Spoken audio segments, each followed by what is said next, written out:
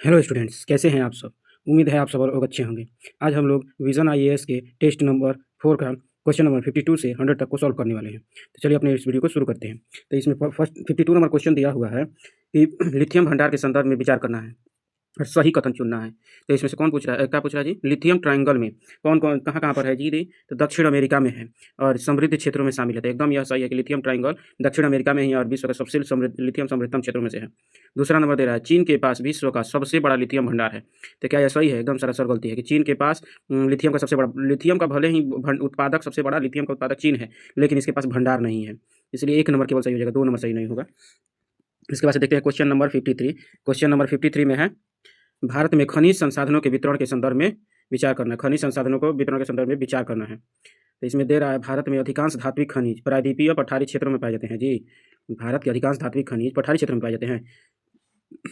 और दूसरा नंबर दे रहा है, दामोदर, सोन, महानदी, गोदावरी घाटियों में भारत का लगभग 90% कोयला भंडार मौजूद है। अधिकांश धात्विक खनिज प्रायद्वीपीय पठार क्षेत्र में पाए जाते हैं। अधिकांश धात्विक खनिज जो है प्रायद्वीपीय पठारी क्षेत्र में पाए जाते हैं जी। तो एकदम सही है कि पठारी क्षेत्र में है। दूसरा नंबर दे रहा है, दामोदर, सोन, महानदी, गोदावरी घाटियों में भारत का लगभग 90% कोयला, तो एकदम यह भी सही है। तो दोनों के दोनों सही है। तो ए और सी, सी ऑप्शन नंबर सी सही होगा। अब देख लेते हैं क्वेश्चन नंबर 54 में दिया हुआ है, भारत में जनसंख्या वृद्धि किस चरण को, जनसंख्या की जो वृद्धि हो रही है भारत में, किस चरण को जनसंख्या विस्फोट की अवधि के रूप में जाना जाता है, अर्थात कब किस वर्ष में जनसंख्या विस्फोट हुआ था भारत में। तो सर्वाधिक वृद्धि, भारत में सर्वाधिक वृद्धि 1951 से लेकर 1981 तक हुआ था जनसंख्या विस्फोट। काफ़ी तेज़ी से जनसंख्या वृद्धि हुई थी। अब देख लेते हैं क्वेश्चन नंबर 55 नंबर क्वेश्चन है, क्या है जी? तो देख लेते हैं, निम्नलिखित खनिजों पर विचार कीजिए। उपर्युक्त में से कितने सामान्यतः अवसादी पदार्थों में पाए जाते हैं? अवसादी पदार्थों में कौन कौन से पाए जाते हैं जी? तो अवसादी पदार्थों में पाए जाने वालों में कोयला है। अवसादी पदार्थ में कौन कौन सा है जी? तो कोयला सिर्फ पाया जाता है। और इधर तांबा और बक्साइट तो क्या है? ये तो धातु न है। तो धातु तो अग्नेय अथी में न पाया जाता है जी। नहीं, ये कोयला केवल अवसादी चट्टान है ये, और धातु का अवसाद थोड़ी ना हो सकता है। तो केवल ऑप्शन नंबर ए सही हो जाएगा। अब इसके बाद से क्वेश्चन नंबर 56 दे रहा है। क्वेश्चन नंबर 56 देख लेते हैं। तो इसमें है कि सुर्खियों में रहा पद यामानाका, यामानाका किससे संबंधित है जी? सुर्खियों में रहा पद यामानाका, तो इसका संबंध है इंस्टीट्यूस्ड प्लूरिपोटेंट स्टेम कोशिकाओं से संबंधित है। इंड्यूस्ड प्लूरिपोटेंट स्टेम कोशिकाओं से संबंधित है। पुनर्योजी चिकित्सा में प्राप्त एक सफलता है, पुनर्योजी चिकित्सा में एक सफलता प्राप्त हुई है, यामानाका की प्राप्ति हुई है। तो यहाँ पर ये ऑप्शन नंबर ए ही सही हो जाएगा। अब देख लेते हैं क्वेश्चन नंबर 57। ये काफ़ी लंबा क्वेश्चन है, ए से डी तक दिया हुआ है, काफ़ी लंबा है। तो देख लेते हैं इसको। दे रहा है क्या? तो इसमें दे रहा है कि स्वायत्त पहल शब्द का उल्लेख कभी कभी निम्नलिखित में से किसके संदर्भ में किया जाता है? स्वायत्त पहल का उल्लेख किसके संदर्भ में किया जाता है जी? तो सरकारी मार्केट प्लेस के माध्यम से सार्वजनिक खरीद में स्टार्टअप्स, महिलाओं और युवा उद्यमियों को बढ़ावा देने के लिए एक सरकारी पहल है। कह रहा है, सरकारी ई मार्केट प्लेस के माध्यम से सार्वजनिक खरीद में स्टार्टअप्स, महिलाओं और युवा उद्यमियों को बढ़ावा देने के लिए एक सरकारी पहल है जी, स्वायत्त पहल जो है। तो एकदम यही सही है, एक ए नंबर ही सही है, स्वायत्त। अब इसके बाद से देख लेते हैं क्वेश्चन नंबर 58।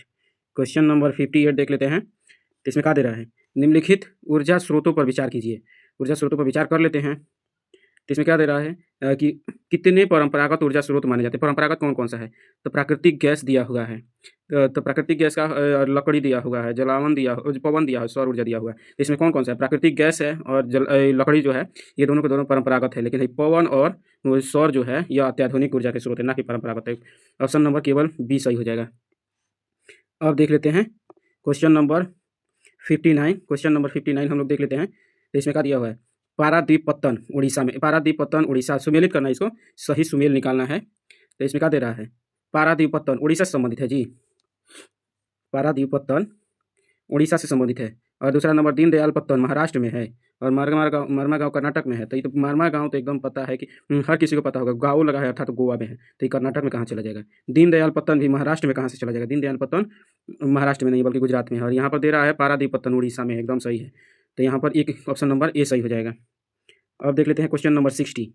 क्वेश्चन नंबर 60 इसमें क्या दिया हुआ है जी, एंथ्रेसाइट कोयला, एंथ्रेसाइट कोयला जो है अन्य प्रकार के कोयले की तुलना से अधिक कठोर और चमकदार होता है। एंथ्रासाइट कोयला जो है अन्य कोयले से अधिक कठोर और चमकदार होता है जी, एंथ्रासाइट। तो एकदम ही सही है, ये एंथ्रासाइट जो है ये चमकदार और कठोर ही होता है, और सबसे नंबर 1 क्वालिटी का कोयला होता है। दे रहा है दूसरा नंबर, सभी प्रकार के कोयले की तुलना में बिटुमिनस कोयले में सबसे कम अशुद्धियाँ और सर्वाधिक कार्बन सामग्री पाई जाती है।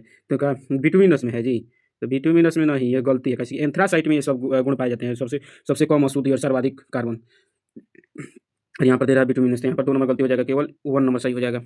अब देख लेते हैं क्वेश्चन नंबर 61। क्वेश्चन नंबर 61 का दिया हुआ है जी। क्वेश्चन नंबर 61 जो है, इसमें है निम्नलिखित में से किसने आवर कॉमन फ्यूचर नामक रिपोर्ट प्रकाशित की है? आवर कॉमन फ्यूचर, तो ये तो बच्चा थोड़ा सा भी जो व्यक्ति जानता होगा तो ये तो बच्चा जानता है कि ब्रॉन्टलैंड आयोग ने आवर कॉमन फ्यूचर नामक रिपोर्ट प्रस्तुत की थी। अब देख लेते हैं कि क्वेश्चन नंबर 62। क्वेश्चन नंबर 62 में है कृषि जलवायु प्रदेशों के संदर्भ में विचार करना है। कृषि जलवायु प्रदेश, तो इसमें 1 नंबर दे रहा है, राष्ट्रीय कृषि आयोग ने देश को 127 कृषि जलवायु प्रदेशों में वर्गीकृत किया है। राष्ट्रीय कृषि आयोग ने देश को 127 कृषि जलवायु प्रदेशों में वर्गीकृत किया है जी। 127 है जी, तो हाँ एकदम सही है। राष्ट्रीय कृषि आयोग ने भारत को 127 कृषि जलवायु वर्गों में ही विभाजित किया है। दूसरा नंबर दे रहा है, 7वें वेतन योजना आयोग द्वारा देश को 15 व्यापक जलवायु कृषि प्रदेशों में विभाजित किया गया है। भौगोलिक संरचना और जलवायु पर आधारित है, तो एकदम यह भी सही है। तो ए और बी दोनों सही है, तो सी ऑप्शन नंबर सी सही हो जाएगा। अब देख लेते हैं क्वेश्चन नंबर 62, उसके बाद से 63। क्वेश्चन नंबर 63 कहाँ पर है जी? तो देख लेते हैं, इस्पात और कोयले के वैश्विक वितरण के संदर्भ में विचार करना है। इस्पात और कोयले के वैश्विक वितरण पर विचार करना है। तो 1 नंबर का दे रहा है, दक्षिण अफ्रीका महाद्वीप का सबसे बड़ा इस्पात उत्पादक देश है। दक्षिण अफ्रीका जो है अफ्रीकी महाद्वीप का सबसे बड़ा इस्पात उत्पादक देश है।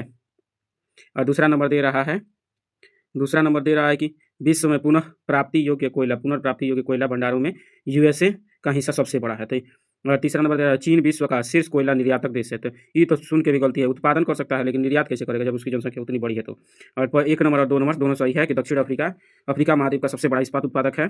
और दूसरा नंबर कोयला का सर्वाधिक उत्पादन और भंडार कहाँ पर है? तो यूएसए में है। अब देख लेते हैं क्वेश्चन नंबर 64। तो 64 हम लोग देख लेते हैं, तो क्या लिखा हुआ है जी?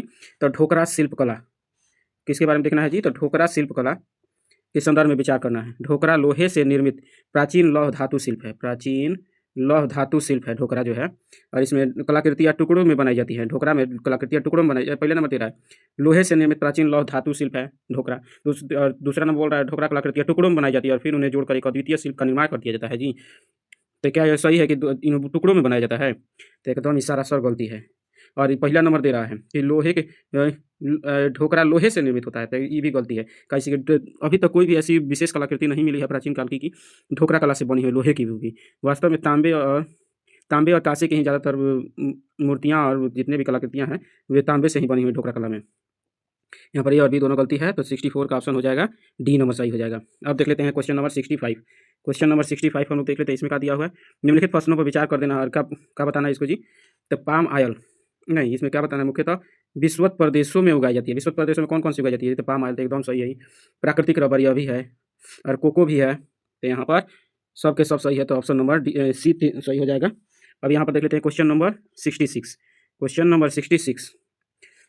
66 संधारणीय कृत्रिम बुद्धिमत्ता गठबंधन, जिसको कोएलिशन फॉर एनवायरमेंटल सस्टेनेबिलिटी के संदर्भ में विचार करना है। पर्यावरण की दृष्टि से संधारणीय कृत्रिम बुद्धिमत्ता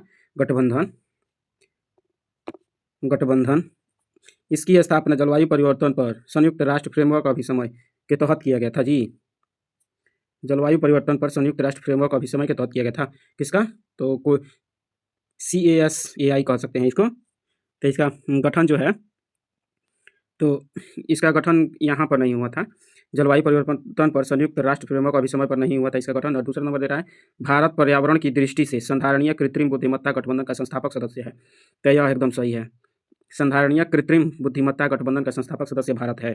और इसमें तीसरा नंबर दे रहा है कि इसमें सरकारी संगठनों के साथ साथ निजी प्रौद्योगिकी कंपनियां भी शामिल है जी। और हितधारक के रूप में सरकारी संगठन तो शामिल होंगे ही और निजी कंपनियां भी शामिल थे। एकदम यह भी सही है, तो 2 और 3 दोनों सही है, तो 66 का आंसर हो जाएगा बी, ऑप्शन नंबर बी। अब देख लेते हैं 67 नंबर क्वेश्चन देख लेते हैं। तो इसमें क्या दिया हुआ है? इसमें दिया हुआ है कि भारत के सौर ऊर्जा लक्ष्यों के संदर्भ में विचार करना है। भारत के सौर ऊर्जा लक्ष्यों के संदर्भ में विचार करना है, तो ये विचार कर लेते हैं। भारत में सौर ऊर्जा की स्थापना क्षमता के मामले में विश्व के 5वें स्थान पर है जी। तो इसमें देखना है कि कैसे ऑप्शन दिया हुआ है, A B C करके दिया हुआ है कि 1 2 3 ऐसे करके दिया हुआ है, केवल 1 केवल 2 केवल 3 करके दिया हुआ है। तो यहाँ पर देख लेते हैं ऑप्शन भी देखते रहना है, कैसे कि ऑप्शन बिना ऑप्शन देखे हुए क्वेश्चन कोई नहीं बन सकता है। यहाँ पर ऑप्शन देख लेते हैं कि किस प्रारूप में ऑप्शन है, उसी के अनुसार ही हम लोग बनाने की कोशिश करेंगे। तो इधर का है, तो बोल रहा है वर्तमान में भारत सौर ऊर्जा की क्षमता के मामले में 5वें स्थान पर है। तो हाँ, तो एकदम सही है ही कि भारत 5वें स्थान पर है सौर ऊर्जा उत्पादन की क्षमता के। एक कुछ मरतबा तक भारत चौथे स्थान पर आया था, लेकिन अभी 5वें स्थान पर औसतन रूप में और वार्षिक रूप में है। भारत के सौर ऊर्जा क्षेत्रक में वर्ष 2011 से लगभग 50% से अधिक चक्रवृद्धि वार्षिक ब्याज की दर से बढ़ोतरी हुई है। 2011 ही से ही लगातार 50% की चक्रवृद्धि ब्याज की दर से बढ़ रहा है सौर ऊर्जा, तो एकदम यह भी सही है। और तीसरा नंबर दे रहा है, भारत ने जवाहरलाल नेहरू राष्ट्रीय सौर मिशन के तहत 2030 तक 300 गीगावाट स्थापित क्षमता प्राप्त करने का लक्ष्य निर्धारित किया है जी। भारत ने 300 गीगावाट लक्ष्य प्राप्त करने का, यह भी सही है। तो ये सही हो जाएगा, अर्थात 1 2 3 तीनों सही है, तो यहाँ पर ऑप्शन सभी के सभी सही हो जाएंगे। अब देख लेते हैं क्वेश्चन नंबर 68 में क्या दिया हुआ है जी। तो पूछ रहा है, सुर्खियों में रहने वाला अश्मी भवन या जिसको पेट्रीफिकेशन कहा जाता है। पेट्रीफिकेशन क्या है जी? तो कार्बनिक पदार्थ को खनिज में तब्दील किए जाने वाली जीवाश्मीकरण प्रक्रिया है। कार्बनिक पदार्थ को खनिजों में तब्दील किए जाने वाली जीवाश्मीकरण प्रक्रिया है जी। तो एकदम यही सही है कि अश्मी भवन जो है, पेट्रीफिकेशन जो है, यही है कि कार्बनिक पदार्थ जितने भी होते हैं उनको खनिजों में तब्दील किया जाता है और जीवाश्म बना दिया जाता है। अर्थात जितना भी कार्बनिक पदार्थ हम लोग का अपशिष्ट निकल रहा है उसको भूमि में पूरे तेजी से दबा दिया जाता है भूमि के खड्डों में, जिसके कारण वह जीवाश्म में बदल जाता है। तो ये नंबर ही सही हो जाएगा। इसके बाद से देख लेते हैं क्वेश्चन नंबर 69 हम लोग देख लेते हैं क्या दिया हुआ है। भूमध्य सागर क्या कह रहा है? भूमध्य सागरीय कृषि के संदर्भ में विचार करना था। इसमें कह रहा है कि अंगूर की खेती विशेषता है, तो एकदम सही है कि भूमध्य सागरीय क्षेत्र में यही होता है। आमतौर पर जैतून, अंजीर, खट्टे फलों की खेती की जाती है यहाँ पर जी, तो यह भी सही है। और तीसरा नंबर दे रहा है, यह केवल भूमध्य सागर के आसपास के क्षेत्र में पाया जाता है। एकदम सरासर गलती है, कैसे कि केवल भूमध्य सागर के आसपास थोड़ी है ना, उधर देखेंगे तो दक्षिण अफ्रीका में भी भूमध्य सागरीय तुरीय जलवायु पाया जाता है। उत्तर अमेरिका में भी है, दक्षिण अमेरिका में भी इस तरह की जलवायु पाई जाती है, तो केवल भूमध्य सागर में थोड़ी ना। और चौथा नंबर, फल और सब्जियों की खेती शीत ऋतु में की जाती है जी, तो एकदम सही है कि शीत ऋतु में फल और सब्जी बेहतर ढंग से भूमध्य सागरीय क्षेत्र में उगाया जाता है। कहाँ है जी? तो ठंड के दिनों में ही ज़्यादातर वर्षा होती है। ज़्यादातर वर्षा कब होती है? तो ठंड के दिनों में, तो जब वर्षा तभी खेती। अब देख लेते हैं क्वेश्चन नंबर 70 में कहा है जी। तो इसमें बोल रहा है कि रिहंद बांध कहाँ पर है? तो बेतवा नदी पर यहाँ पर दे रहा है कि रिहंद बांध बेतवा नदी पर है। बेतवा नदी पर एकदम सरासर गलती है कि रिहंद बांध रिहंद नदी पर, ना कि बेतवा पर। सलाल बांध चिनाब पर, तो एकदम सही है। मेटूर बांध कहाँ पर हो सकता है जी? तो कावेरिया पर है। तो ए और बी दोनों सही, 2 और 3 दोनों सही है, तो ऑप्शन नंबर बी सही हो जाएगा। अब देख लेते हैं क्वेश्चन नंबर 71 किस प्रकार से दिया हुआ है जी? तो ए और बी ऑप्शन करके दिया हुआ है। तो विश्व के प्रमुख समुद्री मार्गों के संदर्भ में विचार करना है। किसके बारे में? तो समुद्री मार्ग। क्वेश्चन पेपर में भी ऐसे ही मार्क लगा देना है कि कौन से क्या पूछ रहा है और कैसे पूछ रहा है, तो सही पूछ रहा है कि गलती पूछ रहा है। 2 जगह सबसे पहले कलम लगा देना चाहिए आंसर शीट में, क्वेश्चन पेपर में भी जहाँ से हम बनाते हैं लोग, उसके बाद से इसको एक एक करके बनाना है। देखते हैं, तो बोल रहा है बिग ट्रंक रोड बोल रहा है। बिग ट्रंक रोड मुख्य रूप से उत्तरी अमेरिका और यूरोप को उत्तरी अटलांटिक महासागर के मध्य से जोड़ती है जी। बिग ट्रंक रोड, तो इसी को बोलते ही हैं। और जैसे यहाँ पर मान लीजिए कि यहाँ पर हमारा उत्तरी अमेरिका जो है, यहाँ पर देख लेते हैं कि उत्तरी अमेरिका यहाँ पर हमारा है, तो और इधर यूरोप है, इधर उत्तरी अमेरिका है, इधर यूरोप है, तो बीच के यहाँ से काफ़ी ज़्यादा व्यापार होता है अटलांटिक महासागर से होकर, इसीलिए काफ़ी ज़्यादा व्यापार होने के कारण और बहुत बेशकीमती वस्तुओं का व्यापार होने के कारण इसको बिग ट्रंक रोड कहा जाता है। दूसरा नंबर, पनामा नहर अटलांटिक और प्रशांत महासागरों को जोड़कर समुद्री व्यापार को सुगम बनाती है जी। तो एकदम सरासर सही है, कैसे कि यहाँ पर हमारा मान लीजिए कि यहाँ पर उत्तरी अमेरिका है और यहाँ से दक्षिणी अमेरिका शुरू होता है, बीच में पनामा नहर है, इधर अटलांटिक महासागर, इधर है प्रशांत महासागर, इन दोनों को जोड़ती है, जिसके कारण यहाँ से व्यापार आसान होता है, यहाँ से भी व्यापार जाना आसान हो जाता है, इधर से वस्तु आसानी से आ सकता है, इसीलिए ए और बी दोनों सही है, ऑप्शन नंबर सी सही हो जाएगा। अब देख लेते हैं क्वेश्चन नंबर 72 हम लोग देख लेते हैं। तो अभ्रक के संदर्भ में विचार करना है। तो अभ्रक को एक गौण खनिज के रूप में वर्गीकृत किया जाता है। भारत में अभ्रक के संदर्भ में भंडार राजस्थान में है। अभ्रक के संदर्भ में भंडार कहाँ पर है जी? तो राजस्थान में बोल रहा है। तो यहाँ पर बोल रहा है कि अभ्रक को एक गौण खनिज के रूप में वर्गीकृत किया गया है, तो नहीं, एक गौण खनिज नहीं है, बल्कि प्रमुख खनिजों में अभ्रक को रखा गया है। दूसरा नंबर, सर्वाधिक भंडार अभ्रक का राजस्थान में, सरासर गलती है, इधर झारखंड में न है, इधर पूर्व वाले क्षेत्र राज्य में न है अभ्रक का सर्वाधिक भंडार, बिहारों में भी पाया जाता है अभ्रक का भंडार, लेकिन कह रहा है राजस्थान में ज़्यादातर है। और इसके बाद से दे रहा है, भारत में अधिकांश अभ्रक भंडारों में मॉस्कोवाइट किस्म या पोटास अभ्रक का उत्पादन किया जाता है। भारत में सर्वाधिक अभ्रक कहाँ पर है जी? तो मॉस्कोवाइट है, सर एकदम सही है। तो 1 और 3 दोनों सही है, तो ऑप्शन नंबर सी सही हो जाएगा। उसके बाद से ऑप्शन क्वेश्चन दे रहा है, उपयुक्त युग्मों में से कितने सही सुमेलित हैं? सही सुमेलित हैं तो पामलू, पामलू। अच्छा, स्थानांतरित कृषि और राज्य के बारे में दे रहा है इसमें। तो इसमें दे रहा है कि पामलू कृषि जो है मणिपुर में की जाती है जी। और दूसरा नंबर बेवर मध्य प्रदेश दे रहा है, पूर्वा झारखंड दे रहा है। तो यहाँ पर तीनों के तीनों सही है। पामलू मणिपुर में होता है, यहाँ पर झूम कृषि बोला जाता है, सामान्यतः झूम बोला जाता है यहाँ पर पूर्वोत्तर क्षेत्रों में, लेकिन मणिपुर में पामलू बोला जाता है। बेवर या डहिया, डहिया भी इसको मध्य प्रदेश में क्या बोला जाता है? तो डहिया भी बोला जाता है मध्य प्रदेश में। और इसके बाद से कुरबा, कुरबा तो झारखंड में एकदम लोकप्रिय है कि झारखंड में ही कुरबा बोला जाता है। इसके बाद से देख लेते हैं क्वेश्चन नंबर 74। क्वेश्चन नंबर 74 में क्या दिया हुआ है? तो पाम ऑयल के संदर्भ में विचार करना, पाम ऑयल के संदर्भ में विचार कर लेते हैं। तो तेलंगाना को बोल रहा है कि तेलंगाना भारत में पाम ऑयल का सबसे बड़ा उत्पादक राज्य है। तेलंगाना जो है पाम ऑयल का सबसे बड़ा उत्पादक राज्य है जी। और दूसरा 2 नंबर दे रहा है, भारत विश्व में पाम ऑयल का सबसे बड़ा आयातक है, सबसे बड़ा आयातक है। तो दूसरा तो सही है कि सबसे बड़ा आयातक है, लेकिन तेलंगाना को है सबसे ज़्यादा उत्पादक, जो कि आंध्र प्रदेश है इधर पाम ऑयल का सबसे बड़ा उत्पादन में। तो पहला गलती, दूसरा सही, तो केवल ऑप्शन नंबर बी सही हो जाएगा। अब देख लेते हैं क्वेश्चन नंबर 75। क्वेश्चन नंबर 75 हम लोग देख लेते हैं। तो इधर का है, तो अंतर्देशीय जलमार्गों के संदर्भ में विचार करना है। राइन जलमार्ग स्विट्जरलैंड और जर्मनी के औद्योगिक क्षेत्रों को उत्तरी अटलांटिक समुद्री मार्गों से जोड़ता है जी।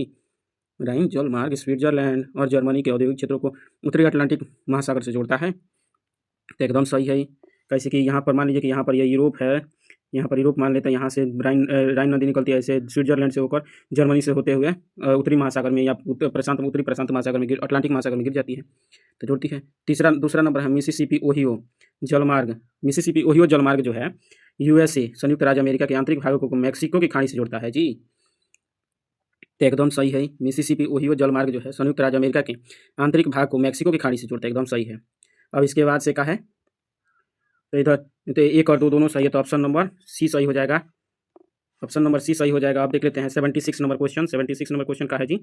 तो मीथेन हाइड्रेट के संदर्भ में विचार करना है, मीथेन हाइड्रेट के संदर्भ में विचार करना था, ये विचार कर लेते हैं। मीथेन हाइड्रेट एक ठोस बर्फ यौगिक है। मीथेन हाइड्रेट कह रहा है कि ठोस बर्फ यौगिक है जी, जिसमें मीथेन जल अणुओं के जाल में फंसी रहती है। मीथेन जल जो है अणुओं के जाल में फंसी रहती है, तो क्या ये सही है? और दूसरा नंबर दे रहा है कि तो यह प्राकृतिक रूप से उच्च दाब और निम्न तापमान वाली परिस्थितियों में पाया जाता है। उच्च दाब हो, निम्न तापमान हो, जैसे कि गहरे समुद्री तल में, परमाफ्रॉस्ट में, दोनों जगह पाया जाता है। तो एकदम यह भी सही है और यह भी सही है। तो ऑप्शन नंबर इसका 1 और 2 दोनों सही है, तो इसमें कौन सा ऑप्शन है जी? तो ऑप्शन नंबर सी सही है इसमें। अब देख लेते हैं क्वेश्चन नंबर 77 देख लेते हैं। क्वेश्चन नंबर 77 में क्या दे रहा है जी? तो क्या पूछ रहा है? सबसे पहले इसमें विचार करना है, किस पर विचार करना है? तो कृषि सुधार, स्वतंत्रता के तुरंत बाद किस पर काम किया गया था? तो इसमें दे रहा है कि जमींदारी प्रथा उन्मूलन पर काम किया गया था, भूमि अधिग्रहण पर काम किया गया था। और तीसरा नंबर दे रहा है काश्तकारी उन्मूलन, काश्तकारी उन्मूलन और विनियमन अधिनियम। तो यहाँ पर दे रहा है काश्तकारी उन्मूलन कर देना, का यही किया गया था कि लोग जितना निजी जमीन उसको खत्म कर देना। तो एकदम गलती है, ये समाजवादी राज्य में नहीं सब किया गया था, तो ये गलती हो गया। ए और बी सही है कि जमींदारी उन्मूलन और भूमि अधिग्रहण पर ज़्यादा ध्यान दिया गया था, तो ऑप्शन नंबर बी नंबर सही हो जाएगा। अब इसके बाद से देख लेते हैं क्वेश्चन नंबर 78। क्वेश्चन नंबर 78 पर हम लोग विचार कर लेते हैं, क्या पूछ रहा है इसमें? तो वैश्विक जनसंख्या प्रवृत्तियों के संदर्भ में सही कथन पूछ रहा है। वैश्विक जनसंख्या प्रवृत्ति के संदर्भ में सही कथन पूछ रहा है, तो सही कथन पर चलिए विचार कर लेते हैं। 19वीं शताब्दी में पहली बार विश्व की जनसंख्या 1 अरब तक पहुंची। 19वीं शताब्दी में पहली बार विश्व की जनसंख्या 1 अरब तक पहुंची थी जी। क्या कह रहा है? 19वीं शताब्दी में विश्व की जनसंख्या सबसे पहले 1 अरब तक पहुंची थी। इसमें देख रहे हैं ऑप्शन किस तरह से दिया हुआ है, 1 2 1 2 3 ऐसे करके दिया हुआ है, 1 2 2 3 1 3 और 1 2 3। इसमें ऑप्शन भी देखते रहना है, ऑप्शन के अनुसार भी कोई बहुत सारे क्वेश्चन जो होते हैं ऑप्शन के अनुसार भी सही होते हैं।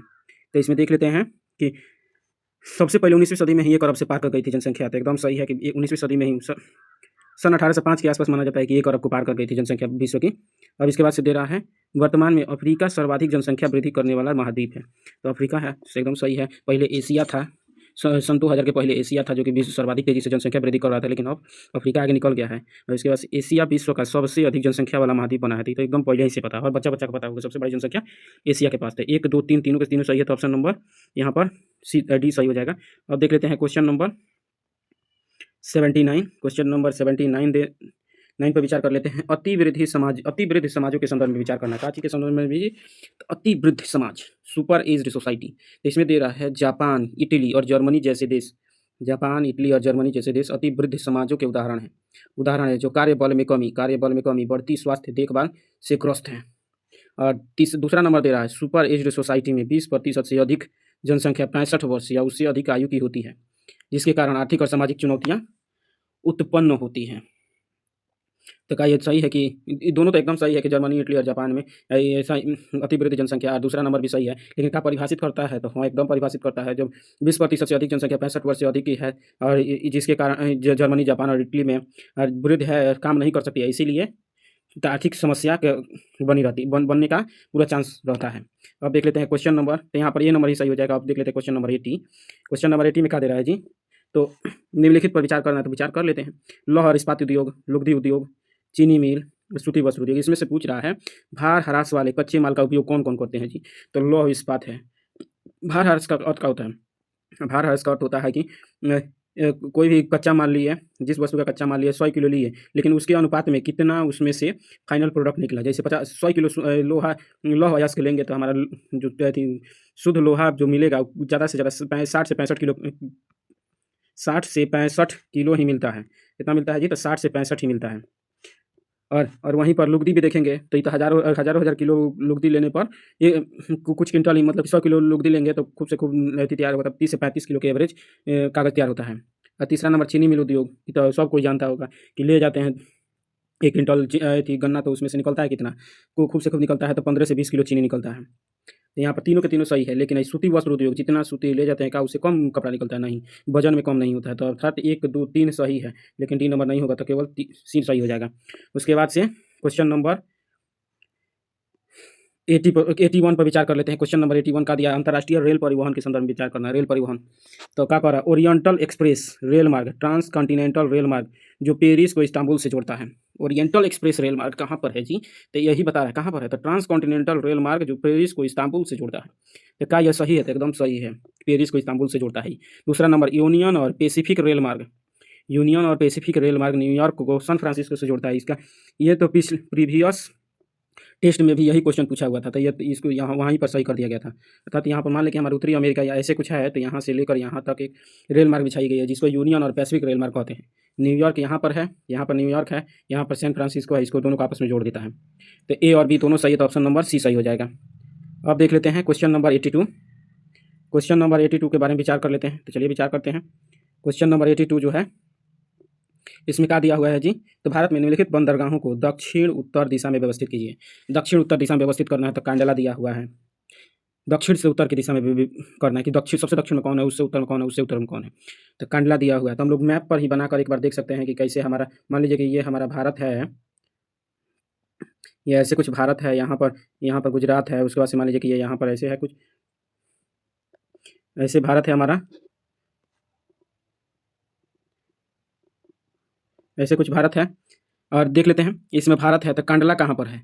तो कांडला जो है यहाँ पर है, गुजरात में है। और तूतीकोरिन कहाँ पर है? तो तमिलनाडु में है। और विशाखापत्तनम कहाँ पर है? तो यहाँ पर आंध्र प्रदेश में है। न्यू मंगलोर कहाँ पर? तो यहाँ पर है। तो देख कर ही पता चल जाएगा कि तूतीकोरिन सबसे दक्षिण में है, तूतीकोरिन सबसे दक्षिण में हो जाएगा। तो यहाँ पर देख लेते हैं कि तूती सबसे पहले 2 नंबर आ जाएगा। सबसे दो नंबर कौन कौन सा है जी? तो बी और डी में से कोई एक हो जाएगा। 2 और 4 नंबर इसके बाद ही देवे कर रहा है। 2 के बाद से 4, अर्थात तूतीकोरिन के बाद से मंगलोर है, तो यहाँ पर देवे कर रहा है 2 और 4। इसके बाद से देख लेते हैं इधर का है तो विशाखापत्तनम तब दे रहा है, तो विशाखापत्तनम हो जाएगा यहाँ पर आंध्र प्रदेश। उसके बाद से कांडला वाला हो जाएगा। तो यहाँ पर 2, 4, 3 और 1 कहाँ पर दिया रहा है? तो ऑप्शन नंबर डी में दिया जा रहा है। अब देख लेते हैं क्वेश्चन नंबर 83। क्वेश्चन नंबर 83 दे रहा था, इसमें क्या है जी? तो केंद्र सरकार ने भारत में 4 नए रामसर स्थलों को शामिल करने की घोषणा की है। इनमें से कौन से रामस्थल सूची में शामिल है जी? कौन कौन से ऐसे हैं जो कि पिछले साल रामसर स्थलों की सूची में शामिल किए गए थे? तो सकाराकुट्टई पक्षी अभयारण्य, तो एकदम सही है, तमिलनाडु में है और इसको शामिल किया गया था। और दूसरा नंबर नंजरायन दे रहा है, क्या दे रहा है जी? तो नंजरायन, देखा इसको शामिल किया गया था जी? तो ये नहीं शामिल किया गया था। नंजरायन को बहुत पहले ही शामिल किया जा चुका था, ना कि 2025 में शामिल किया गया है। और इधर दे रहा है तीरतंगल पक्षी अभयारण्य। तीरतंगल पक्षी अभयारण्य कहाँ पर है जी? तो तमिलनाडु में ही है और इसको शामिल किया गया है 2025 में ही। और नंदा झील को इस बार शामिल नहीं किया गया था। इसके जगह कौन कौन किया गया था? 4 को शामिल किया गया था। 1 नंबर था सकाराकोटई, दूसरा नंबर था तीरतंगल, तीसरा नंबर खेचीपो, किसको क्या कहते हैं? खेचीपो। और इसके बाद से और उधवा था, उधवा जो कि झारखंड में था, उधवा झारखंड में। चलिए तो कौन सा सही हो जाएगा जी? तो दो ठो केवल सही हो जाएगा, तो 83 का बी सही हो जाएगा। अब देख लेते हैं इधर 84 नंबर क्वेश्चन को देख लेते हैं। 84 नंबर क्वेश्चन क्या दिया हुआ है? 84 नंबर क्वेश्चन दिया हुआ है, बंदरगाहों के संदर्भ में विचार करना है। कोच्चि बंदरगाह जो है वेम्बनाड कयाल के शीर्ष पर है। क्या कोच्चि बंदरगाह वेम्बनाड कयाल के शीर्ष पर ही है जी? तो एकदम सही है कि कोच्चि बंदरगाह जो है वेम्बनाड कयाल के शीर्ष पर ही है। और दूसरा नंबर दे रहा हल्दिया बंदरगाह महानदी डेल्टा में है। का हल्दिया महानदी डेल्टा में है, तो सारा सवाल गलती है। ये तो गंगा और हुगली के डेल्टा में है। अब देख लेते हैं क्वेश्चन नंबर 85 में दिया हुआ है जननांगकीय संक्रमण सिद्धांत के संदर्भ में विचार करना है। तो देख लेते हैं का सही है जी। तो प्रथम अवस्था में उच्च जन्म दर कैसा होता है जी? जनांगकीय संक्रमण में उच्च जन्म दर, निम्न मृत्यु दर, जिसके कारण जनसंख्या में तीव्र वृद्धि। उसके बाद से दे रहा है, इसका ऑप्शन का टाइप देख लेते हैं कैसे, 1 2 करके दिया हुआ है कि 1 2 3 करके दिया हुआ है। तो इसमें दे रहा है 1 2 1 3 3 1 2 3 करके दे रहा है। तो इसमें देख लेते हैं कौन सा प्रथम अवस्था में उच्च जन्म दर तथा निम्न मृत्यु दर होती है। प्रथम अवस्था में जनांगीय संक्रमण जिसके कारण जनसंख्या में तीव्र वृद्धि होती है।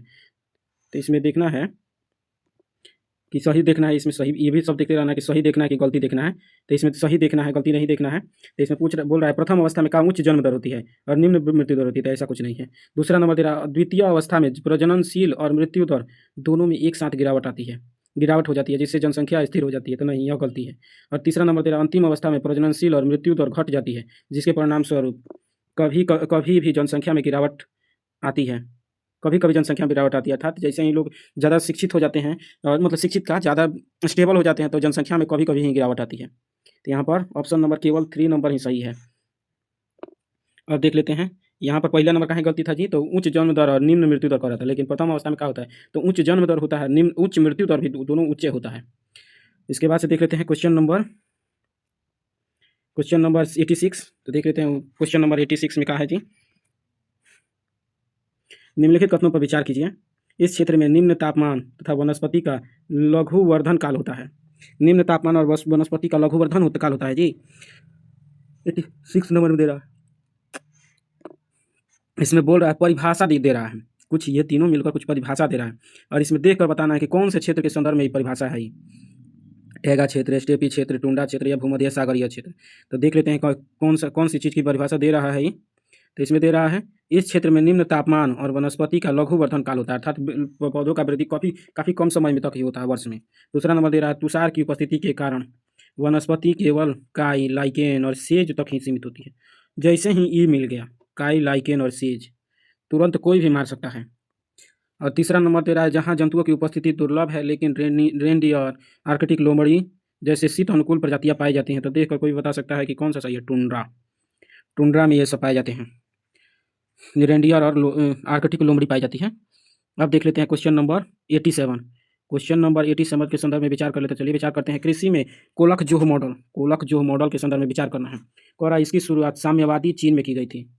कोलक-जोह मॉडल जो है की शुरुआत साम्यवादी चीन में की गई थी जी। और दूसरा नंबर दे रहा है कि यह सहकारी और सामूहिक कृषि दोनों से संबंधित है, तो यह गलती है। और यह भी गलती कैसी? कोलक-जोह मॉडल कहाँ से जन्मा था? चीन, रूस से जन्मा था, सोवियत रूस से, न कि रूस से। और दूसरा नंबर, यह सहकारी और सामूहिक दोनों है, नहीं, यह केवल सामूहिक कृषि है, न कि सहकारी है। तो अब देख लेते हैं क्वेश्चन नंबर 88 पर विचार कर लेते हैं। क्या दे रहा है? तो भारत में कोयला भंडार के संदर्भ में विचार करना है। तो भारत में कोयले की उपस्थिति मुख्यतः नदी घाटियों में है जी। और दूसरा नंबर दे रहा है कि रानीगंज देश का सबसे बड़ा कोयला क्षेत्र है। पहला तो सही है कि दामोदर नदी घाटी, महानदी घाटी, ये सब जितने भी दामोदर नदी की घाटियाँ हैं, मयूरभंज, ये सब के सब कोयला के लिए समृद्ध है, तो ये पहला सही हो जाएगा। लेकिन दूसरा नंबर दे रहा है रानीगंज सबसे बड़ा कोयला क्षेत्र है जी, नहीं, ये गलती हो जाएगा। एक नंबर सही होगा लेकिन दूसरा नंबर गलती हो जाएगा। रानीगंज नहीं है, जबकि धनबाद है। धनबाद में सर्वाधिक कोयला पाया जाता है। अब इसके बाद से देख लेते हैं निम्नलिखित युग्मों पर विचार कीजिए। आंत्रपोपतन के संदर्भ में का माल के आयात एवं निर्यात के लिए संग्रहण और वितरण केंद्र है आंत्रपोपतन। और दूसरा नंबर दे रहा है, तो एकदम सही है कि माल के आयात दूर दूर से जो भी वस्तुएं आती हैं, ले जाया जाता है, तो उनको आंत्रपोपतन के अंतर्गत रखा जाता है। और इसका ऑप्शन किस तरह से दिया हुआ देख लेते हैं। 1 2 और 3 करके दिया हुआ है, ऐसे करके दिया हुआ है, केवल 1, केवल 2, केवल 3 करके दिया हुआ है। तो देख लेते हैं आप, अगर कोई इल्यूमिनेशन मेथड से बना होता तो ज़्यादा बनाने की जरूरत नहीं होती, लेकिन इसमें इल्यूमिनेशन लगने वाला नहीं है। तो देख लेते हैं आंत्रपोपतन, जहाँ पर दूर दूर से, जैसे सिंगापुर के पास आंत्रपोपतन है, और उसके बाद से चांगी नेवल बेस जिसको बोलते हैं। और इधर देख लेते हैं पैकेट स्टेशन छोटा जो भी होता है, स्थानीय स्तर पर जो बना होता है, जहाँ से यात्री आते जाते हैं, यात्री, डाक और छोटी दूरी की फेरी पत्तन है, पैकेट पत्तन। नाम में ही लिखा है पैकेट, अर्थात पैकेट मतलब छोटा। अब नौसेना पत्तन, जहाँ पर सैन्य और वाणिज्यिक शिप दोनों की आपूर्ति होती है, तो एकदम सही है। 1 2 3 तीनों के तीनों सही है। अब देख लेते हैं क्वेश्चन नंबर 90। क्वेश्चन नंबर 90 का दिया हुआ है जी, बस्तियों के स्वरूप के संदर्भ में दोहरे ग्राम से तात्पर्य है। बस्तियों के स्वरूप के संदर्भ में दोहरे ग्राम, नदी के दोनों ओर विस्तारित एक बस्ती है। नदी के दोनों ओर विस्तारित एक बस्ती है जो प्रायः पुल या फेरी द्वारा जुड़ी होती है। दोनों ओर विस्तारित एक बस्ती है जो पुल या फेरी द्वारा जुड़ी होती है जी। और दूसरा नंबर दे रहा है कि ग्रामीण बस्ती जो 2 भागों में विभाजित होती है, जिसमें एक भाग कृषि पर तथा दूसरा भाग व्यापार और विनिर्माण पर केंद्रित होता है। और तीसरा नंबर दे रहा है, दूसरा तीसरा देखने की जरूरतें नहीं है, पहला ही नंबर दे रहा है कि नदी के दोनों ओर विस्तारित एक बस्ती जो प्रायः पुल या फेरी द्वारा जुड़ी होती है। तो यह एकदम सही है, दोहरे ग्राम इसको कहते हैं। अर्थात नदी के दोनों तरफ यहाँ पर मान लीजिए नदी है, तो यहाँ पर भी लोग बहुत सारे लोग निवास करते हैं, यहाँ पर भी लोग निवास करते हैं, बीच में कोई पुल होता है तो इससे आपस में जुड़े होते हैं, तो इनको दोहरा ग्राम बोलते हैं। ये एक ही ग्राम में होते हैं लेकिन अलग अलग काफ़ी दूर दूर होते हैं, दूर दूर नहीं होते हैं। नदी की चौड़ाई खूब से खूब होगी तो 1 किलोमीटर दूर होगी, और फिर भी यहाँ के लोग काफ़ी दूर रहते हैं। इसके बाद से देख लेते हैं 91 नंबर क्वेश्चन। 91 नंबर क्वेश्चन हम लोग देख लेते हैं। तो इसमें क्या दिया हुआ है, जनजाति क्षेत्र और विशेषता के बारे में बात कर रहा है। जनजाति क्षेत्र और विशेषता तो दे रहा है इसमें याकूत जनजाति के बारे में कह रहा है। याकूत के बारे में कह रहा है कि कांगो में रहती है। तो कहा याकूत कांगो में रहती है जी? नहीं, याकूत जो है साइबेरिया में रहती है। साइबेरिया में रहती है। इधर दे रहा है उष्णकटिबंधीय वर्षा वन, तो पहले ही पता है कि साइबेरिया में तो ठंडा वन में रहेगी। और इधर दे रहा है मछली पकड़ना और शिकार करना मुख्य है काम है, तो मछली और शिकार तो ठीक है, लेकिन इधर उष्ण कर दे रहा है तो गलती हो जाएगा। तीसरा नंबर दे रहा है समोयेड जनजाति कहाँ पर, तो साइबेरिया में, तो एकदम सही है। यह क्या करती है, तो बारहसिंगा को चराती है, मछली पकड़ती है और शिकार करती है, तो दूसरा नंबर सही हो जाएगा। तीसरा नंबर क्या दे रहा है जी, तीसरा नंबर है तुआरेग कहाँ पर, तो अलास्का में। तुआरेग अलास्का में, और खानाबदोश व्यापारी है। क्या ये तुआरेग अलास्का में, तो एकदम सारा सर गलती है। तुआरेग अलास्का में नहीं पाई जाती है, बल्कि तुआरेग सहारा में पाई जाती है। विश्व का सबसे बड़ा मरुस्थल सहारा मरुस्थल में पाई जाती है तुआरेग, और खानाबदोश जनजाति है। तो यहाँ पर कितना सही है जी, 91 नंबर में 1 नंबर सही नहीं है, लेकिन दूसरा सही है केवल ऑप्शन नंबर ए सही हो जाएगा। सॉरी, यहाँ पर हम लोग का सही लगाए थे जी, तो याकूत कांगो में दे रहा था। याकूत तो साइबेरिया में रहती है, और दूसरा नंबर समोयेड साइबेरिया में रहती है, ठीक है। और तीसरा नंबर तुआरेग सहारा में रहती है। तो यहाँ पर ऑप्शन नंबर क्या हो जाएगा, तो एक ही को समोयेड वाला सही है, तो ऑप्शन नंबर ए सही हो जाएगा। सॉरी, यहाँ पर क्या पूछ रहा है, नहीं है। ये सबसे बड़ा देखना, एक साथ बड़ा क्वेश्चन है, नहीं देखे थे कि नहीं है पूछ रहा है, तो कौन सा नहीं है जी, तो यहाँ पर नहीं है, तो कि 2 ठो नहीं है।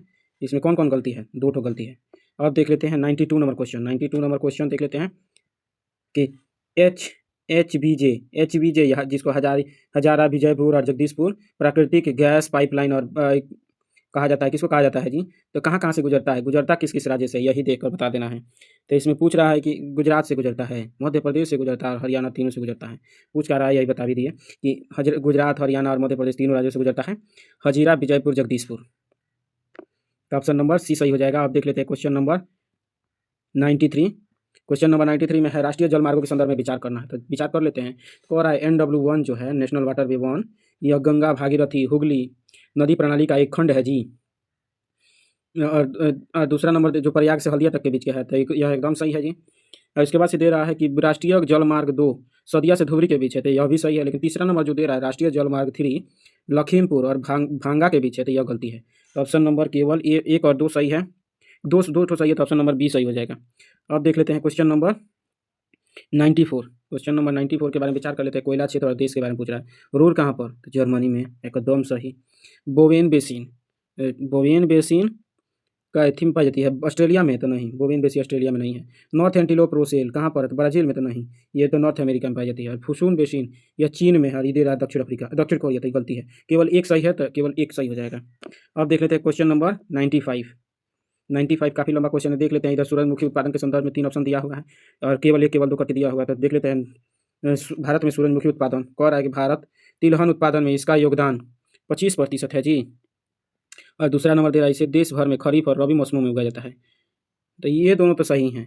लेकिन इधर कह रहा है कर्नाटक सबसे बड़ा उत्पादक है, तो यही गलती है। तो 1 और 2 सही है, केवल 1 और 2 सही है, तो ऑप्शन नंबर कौन सा सही हो जाएगा, बी। अब देख लेते हैं क्वेश्चन नंबर 96। क्वेश्चन नंबर 96 के बारे में विचार कर लेते हैं। तो क्या दे रहा है, शहर का नाम दे रहा है और मार्ग दिखा रहा है, और कह रहा है कि स्वर्णिम चतुर्भुज के अंतर्गत भारत के प्रमुख शहर कहाँ से स्वर्णिम चतुर्भुज गुजरता है जी? तो स्वर्णिम चतुर्भुज के संदर्भ में ही पूछ रहा है कि स्वर्णिम चतुर्भुज कहाँ से गुजरता है। तो एक और रहा है कि भुवनेश्वर से होकर स्वर्णिम चतुर्भुज भुवनेश्वर, पटना, वाराणसी, जयपुर और कोटा से दे रहा है। तो ये केवल 3 कहाँ से गुजरती है, तो इसका ऑप्शन 1, 2, 3 करके दे रहा है। तो इसमें कौन कौन से शहर से गुजरती है जी? तो भुवनेश्वर से गुजरती है। कौन कौन से? तो भुवनेश्वर से गुजरती है, वाराणसी से गुजरती है और कोटा से होकर गुजरती है। और पटना और जयपुर अलग हो जाते हैं। सॉरी, कोटा से नहीं गुजरती है बल्कि जयपुर से गुजरती है। तो यहाँ पर एक कौन सा 1, 3 और 4 सही है। तो देख लेते हैं कौन कौन सा है जी। 1, 3, 4 कहाँ पर दिया हुआ? तो ऑप्शन नंबर सी में दिया हुआ है 1, 3, 4। अब देख लेते हैं क्वेश्चन नंबर 97। क्वेश्चन नंबर 97 में कहा है जी, तो हेग सर्विस कन्वेंशन के संदर्भ में विचार करना। कहा के संदर्भ में? तो Hague service convention, Hague service convention इसके संदर्भ में देख लेते हैं। तो अब ऑप्शन 1, 2, 2, 3, 1, 2, 3 और 1 के संदर्भ में दे रहा है। ऑप्शन सबसे पहले देखना चाहिए। सबसे पहले देखना चाहिए क्वेश्चन में क्या पूछ रहा है और किस फॉर्मेट में पूछ रहा है, और तब उसके बाद से ऑप्शन देख लेना। 3 काम करने के बाद क्वेश्चन पढ़ना चाहिए। तो देख लेते हैं हम लोग का कौन सा थी है। तो यह एक अंतर्राष्ट्रीय संधि है जो अंतर्राष्ट्रीय सीमाओं को पार कानूनी दस्तावेजों की सेवा की प्रतिक्रिया को सुव्यवस्थित करती है जी। तो एकदम सही है कि अंतर्राष्ट्रीय कानून संधि है जो अंतर्राष्ट्रीय सीमाओं के पार कानूनी दस्तावेज की सेवा प्रक्रिया को व्यवस्थित करती है। दूसरा नंबर दे रहा है, यह विशेष रूप से सिविल और वाणिज्यिक मामलों पर लागू है तथा आपराधिक मामलों में इसमें शामिल नहीं है। तो दूसरा नंबर भी सही है, सिविल और वाणिज्यिक मामले इसमें ज़्यादातर शामिल होते हैं। और तीसरा नंबर दे रहा है, भारत हेग सर्विस कन्वेंशन का हस्ताक्षरकर्ता नहीं है। का इतना महत्वपूर्ण सेवा जो चल रहा है विश्व भर में, का भारत इससे अलग रह सकता है विश्व गुरु होने के नाते? तो नहीं, भारत इससे अलग नहीं है, बल्कि भारत इसमें हस्ताक्षर करता है। तो यहाँ पर 3 नंबर गलती है, 1 और 2 सही है। तो ऑप्शन नंबर देख लेते हैं कौन सा सही है जी। नहीं, अच्छा, 1 ही नंबर सही है, 1 और 2। अब देख लेते हैं यहाँ पर क्वेश्चन नंबर 98 नंबर दे रहा है। क्वेश्चन नंबर दे का रहा है, महाद्वीपों उनकी जनसंख्या घनत्व के बढ़ते क्रम में व्यवस्थित कीजिए। बढ़ते क्रम में व्यवस्थित करना था। सबसे कम कौन है, उससे अधिक कौन है, उससे अधिक कौन है? तो सबसे कम कौन है यहाँ पर? उत्तरी अमेरिका, यूरोप और एशिया में सर्वाधिक सबसे कम जनसंख्या किस में है? तो उत्तरी अमेरिका में है। उत्तरी अमेरिका में तो 3 नंबर हो जाएगा, और उससे कम यूरोप में, और सबसे अधिक जनसंख्या एशिया में। तो 3, 2, 1। अब देख लेते हैं क्वेश्चन नंबर 99 के संदर्भ में देख लेते हैं। क्वेश्चन नंबर 99 दे रहा है, भूमध्य रेखीय क्षेत्र के संदर्भ में जनजातीय बस्तियों के ऊपर विचार करना है, सही खोजना है। तो देख लेते हैं का जनजातीय बस्ती के बारे में देख लेते हैं। तो भूमध्य रेखीय क्षेत्र वाला है, भूमध्य रेखीय क्षेत्र पिग्मी, ओरंग असली, यानोमामी जनजातियों का निवास स्थान है। तो एकदम सही है। और दूसरा नंबर दे रहा है, भूमध्य रेखा क्षेत्र में अधिकांश स्वदेशी लोग जीवित रहने के लिए शिकार, संग्रहण और स्थानांतरित कृषि करते हैं। तो यह भी सही है। इसीलिए तो मलेशिया में उष्णकटिबंधीय क्षेत्र में लदांग रहते हैं, इधर उत्तर अमेरिका में क्या कहते हैं, मिल्पा रहते हैं। ऐसे स्थानांतरित कृषि करने वाली जनजातियाँ सबसे ज़्यादा कहाँ पर रहती हैं? तो भूमध्य रेखीय क्षेत्रों में। तो यहाँ पर 1 और 2 दोनों सही है। तो ऑप्शन नंबर सी सही हो जाएगा। अब 100 नंबर देख लेते हैं। 100 नंबर क्वेश्चन का है, तो निम्नलिखित में से किन्हें अलौह धात्विक खनिजों के रूप में वर्गीकृत किया जाता है? अलौह धात्विक खनिज। तो अलौह धात्विक खनिज के संदर्भ में विचार करना है। तो देख लेते हैं हम लोग इसमें। तो अलौह कौन सा है? तांबा भी है, बॉक्साइट भी है, लेकिन मैंगनीज कहाँ से हो जाएगा? मैंगनीज तो लोहे में मिलाकर मिश्र धातु बनाया जाता है। और इधर कोबाल्ट दे रहा है, तो कोबाल्ट भी है, अलौह धात्विक खनिज है, लेकिन ग्रेफाइट नहीं है। ग्रेफाइट अर्ध धात्विक खनिज है। तो इधर देख लेते हैं अलौह धात्विक खनिजों के संदर्भ में कौन कौन सा है। तो 1, 2 और 4 तांबा, बॉक्साइट और कोबाल्ट है। तो ऑप्शन नंबर ए सही हो जाएगा। Thank you. अब हमारा 100 तक का क्वेश्चन कंप्लीट हो चुका है। यदि आपको लेक्चर अच्छा लगा हो तो इसको लाइक करें और चैनल को सब्सक्राइब करें, और कमेंट करके बताएं कि आपका कितना क्वेश्चन सही हो रहा है।